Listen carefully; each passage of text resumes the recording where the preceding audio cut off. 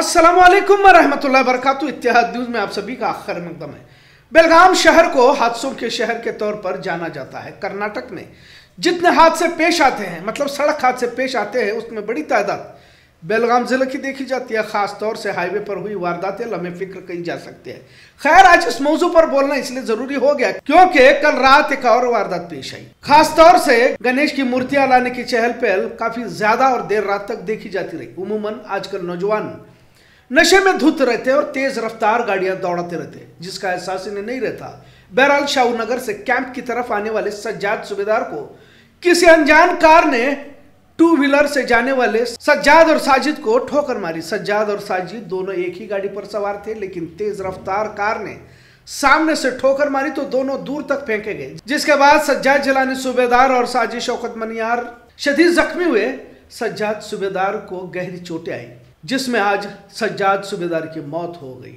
इन्ना लिल्लाहि व इन्ना इलैहि राजिऊन।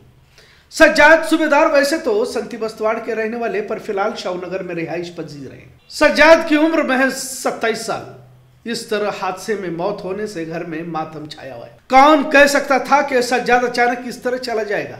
हासिल इत्तला के मुताबिक सज्जाद सूबेदार की 2 महीने बाद शादी होने वाली थी। घर में खुशी का माहौल था, लेकिन किसी और की गलती की सजा किसी और को भुगतनी पड़ी और हंसते खेलते एक परिवार में अचानक सा मातम छा गया। बहरहाल, अब तक किसने इस तरह एक नौजवान को मौत के घाट उतार दिया और एक जिंदगी को खत्म करने की वजह बना, नहीं मालूम। पुलिस तफ्तीश जारी है। हो सकता है कि उस शख्स को हिरासत में भी लिया जाए, पर क्या जो शख्स चला गया वो वापस लौट कर आ पाएगा? और वैसे भी नशे में धुत होकर कार चलाने वालों पर किस हद तक सख्त कार्रवाई होगी? और अगर किसी अमीरजादे या दौलतमंद शख्स की औलाद हो तो फिर कानून कितनी सख्ती से बरतता है? ये भी तमाम सवाल हमेशा की तरह लाजवाब ही रहेंगे क्या? ऐसा सवाल भी जहन में आना लाजिम हो जाता है। बहरहाल, हिट एंड रन केसेस की बढ़ती तादाद क्या पैगाम देती है? क्योंकि लापरवाही कोई और करता है और किसी और को अपनी जान गंवानी पड़ती है। अक्सर देर रात अगर वारदात पेश आती थी तो पहले काफी मुश्किल होता था, लेकिन अब तो हो सकता है कि सीसीटीवी फुटेज से मुजरिम जल्द गिरफ्त में आएगा। कर्नाटक में रोजाना 450 लोगों की मौतें इस तरह हादसों का शिकार होने की रिपोर्ट बताई जाती रही है। बेलगाम जिला और बेलगाम शहर के मुख्तलिफ इलाकों में महज जनवरी से अब तक 15 से ज्यादा मौतें इस तरह हादसों का शिकार होने की भी बात सामने आई है। शराब और दिगर नशा जिस तेजी से आम होता जा रहा है, और खास तौर से इस तरह किसी त्योहार के मौके पर कुछ नौजवान आवारा हो जाते हैं जिन्हें किसी तरह का डर खौफ नहीं रहता, लिहाजा इनके आवारगी की कीमत किसी बेगुनाह मासूम को चुकानी पड़ती है। जनवरी फरवरी 2024 में कर्नाटक में 168 मौतें बेंगलुरु में हुई, लेकिन बेलगाम के लिए मखसूस डेटा हासिल नहीं हो रहा। 2024 में फरवरी में 3 दिनों में 28 मौतें हुई और जून 2025 में अलग अलग हादसों में 5 मौतें पेश आई।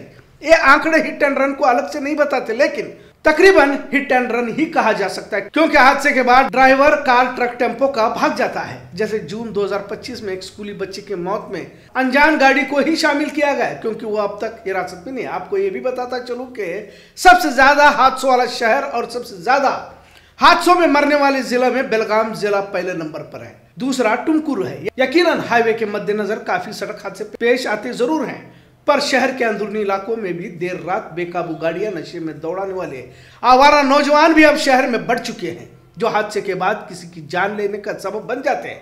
यकीनन जिंदगी मौत का मालिक तो अल्लाह है। कुछ हादसे ऐसे भी पेश आते हैं जिसमें सज्जाद जैसे नौजवान की बेवजह जान चली जाती है। आज के इस मौजू के पीछे का मकसद यही है कि सड़क पर सिर्फ आप अकेले नहीं जा रहे।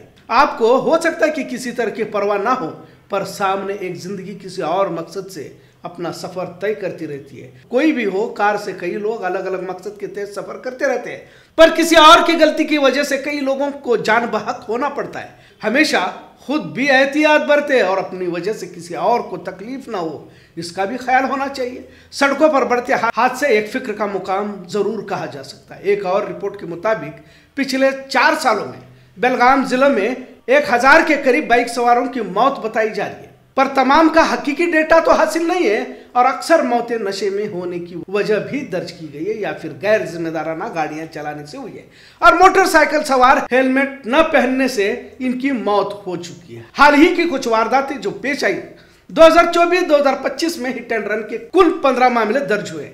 ट्रक, कार, टेम्पो ड्राइवर भाग जाते हैं तो हिट एंड रन में ही लिया जाता है। फरवरी 2024 में मुगलखोड़ गांव के पास 6 मौतें, ट्रक ड्राइवर फरार। फरवरी 2025 हारूगिरी में 6 मौतें, कार ड्राइवर कंट्रोल खोया, ड्राइवर भाग गया। मई 2025 चिकबागेवाड़ी में 3 मौतें, कार ओवरटेकिंग।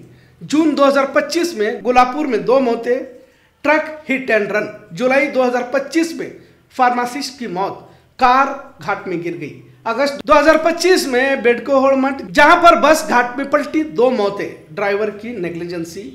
भागने की जांच अब तक जारी है। इन तमाम हादसों के बाद ऐसा लग रहा है कि तमाम सड़कें क्या मौत की सड़कें बनती जा रही हैं, जहां चौड़ी सड़कें हादसे कम होने का सबब बताया जाता है, लेकिन बेलगाम जिले या खास तौर से हाईवे पर हादसे बढ़ती जा रहे हैं। वैसे देखा जाए तो सड़क पर सवारी चलाने वाले ही की ज्यादा गलती नजर आती है। कुछ तो इसी एक्सप्रेस हाईवे पर सड़क पैदल पार करने की कोशिश में जान गंवाते हैं। डिवाइडर होने के बावजूद शॉर्टकट के चक्कर में जिंदगी से ही हाथ धो बैठते। बहरहाल ग्लोब थिएटर के करीब कैंप के बोगारबेस तक सड़क पर अक्सर हादसे देखे जाते हैं।